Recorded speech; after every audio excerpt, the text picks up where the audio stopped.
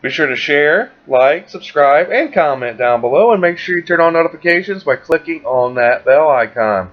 President Trump tweeted out earlier that the date and location of the North Korean summit has been set. We reported it here on Fox early yesterday afternoon, and today the president confirmed it that the summit will be held in Singapore. The president tweeting just a short time ago, quote, "The highly anticipated meeting between Kim Jong-un and myself will take place in Singapore on June 12th. We will both try to make it a very special moment for world peace." We'll be talking about the whys of Singapore coming up in just a couple of seconds. But first of all, let's take you back to early this morning, about 3 o'clock in the morning at Andrews Air Force Base. Real celebration as the 3 Americans who have been detained in North Korea return back home to the United States. Kim Dong-chul, Tony Kim, Kim Hak-song arriving just after 3 o'clock in the morning at Joint Base Andrews. After, in Kim Dong-chul's case, being held for 3 years in North Korea, sentenced to 10 years of hard labor there. In a joint statement, the freed Americans said, quote, "We would like to express our deep appreciation to the United States government, President Trump, Secretary Pompeo, and the people of the United States for bringing us home.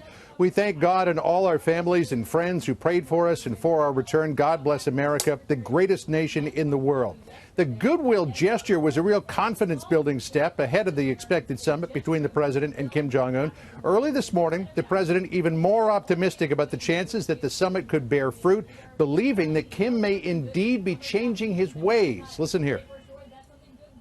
I really think he wants to do something. I think he did this because I really think he wants to do something and bring that country into the real world. I really believe that, John, and I think that we're going to have a success. I think this will be a very big success. President Trump not the only official who's believing that. Last year on this driveway behind me, the Secretary of Defense James Mattis said, and it was quite an amazing statement. He said, "We are not seeking the total annihilation of a country, namely North Korea, but we have the means to be able to do it." Yesterday, after the 3 hostages were announced that they would be released, Secretary Mattis looking at the bright side of things. Listen here.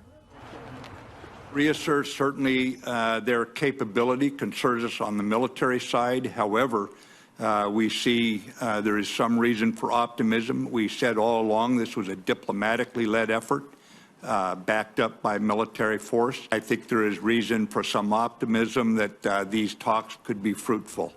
While the White House is optimistic, it is cautiously so. Yesterday, President Trump in the cabinet room saying, well, the whole thing could come unglued, but they're hoping that they will be there together in Singapore on the 12th of June and maybe have some sort of historic breakthrough in relations between the U.S. and North Korea and the beginning of the dismantlement of North Korea's nuclear program. John?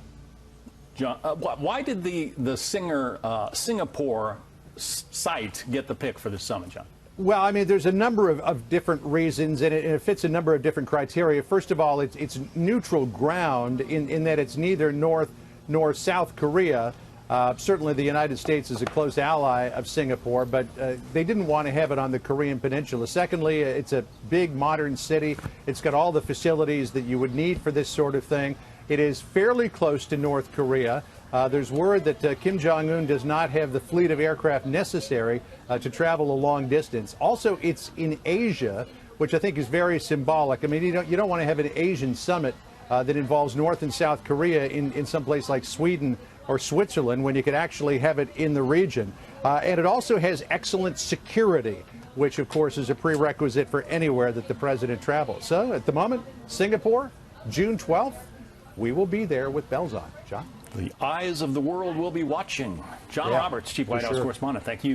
All right, so be sure to share, like, subscribe, and comment down below and tell me how you feel about this report. But other than that, I hope you guys have a great day. Let's make America great again. Peace.